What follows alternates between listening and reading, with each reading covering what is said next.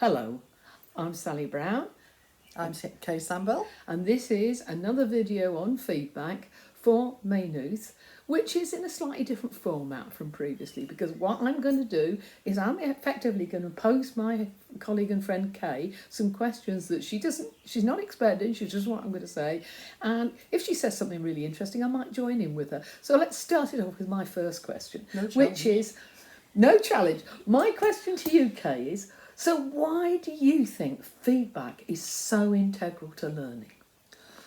So feedback is the way that students sort of make learning a lot more effective and rapid by really getting their heads around what's going on and particularly how they're doing, so that they can change things, so that we can learn without feedback in a sense, but we're so much more efficient at learning if we have feedback. That is a real sense of how things are going and how else things might be done. Yeah, and I agree with a lot of that. And for me, it seems that if we really want students to get to grip with stuff, they can't just have one go at it. In a way, it's got to become an iterative kind of process, something dialogic. Absolutely, because the sorts of things we're trying to get students to learn in higher education, it would be really quite unusual to suddenly be able to do it, to suddenly not, it's not as if you're sort of trying to get knowledge and then suddenly you've got it and that's, you're good to go. We're actually trying to get students involved in things like threshold concepts and really complicated things. And so what we know is that's going to take quite a long time to move into those kinds of ways of knowing. And so it's bound to be iterative and ongoing. I'd be really surprised if suddenly you couldn't do something and then suddenly you could. That's not how learning happens. It just doesn't work like that. In any sphere of life, and what I always worry about is that a lot of traditional assessment is all about students being able to do something once under particular circumstances. I think this approach we're taking is much more about developing ongoing capability. Sure. So my next question to you is, does giving good feedback necessarily mean teachers writing lots of stuff on students' work, live or virtually? No, absolutely not. Although that we are kind of quite predisposed to think of the stuff that we write as feedback, but actually it's everything that goes on before and after that information, that input, that actually really matters for students to be able to make sense of that input.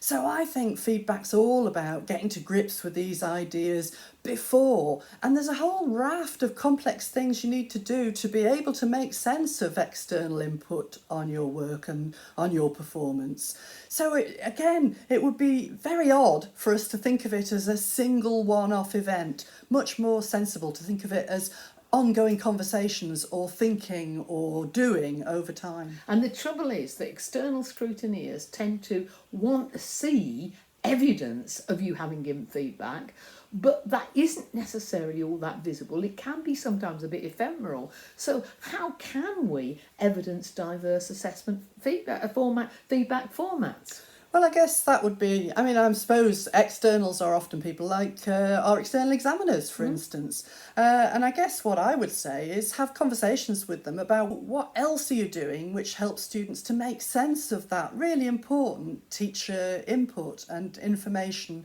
which is going to be a real help to them along the way, but it's only part of the jigsaw. So we need to talk with examiners about what other things we're doing too. And sometimes when you say to people, well, we want you to give more feedback, formative feedback opportunities, they say, oh, well, if I set up a formative feedback session, students don't come, or it's hard enough to get them to take any note of the feedback I already give them as feedback comments. Any suggestions or advice on that? Yeah, they need to see, it might not count in terms of immediately in terms of marks, but they need to see clear sight lines through to the assessment.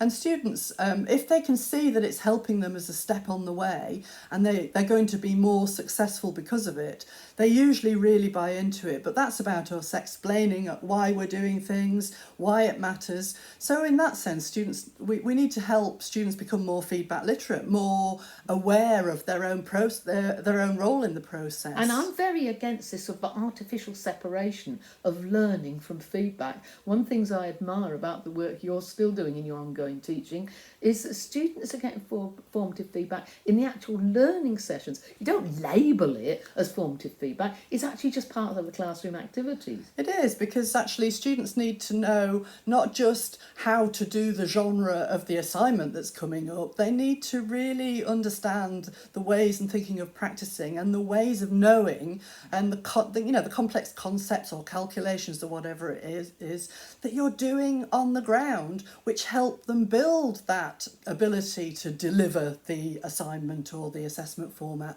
So they need to get feedback on elements of the conceptual requirements or whatever, and of course you've got to do that in an ongoing and iterative way.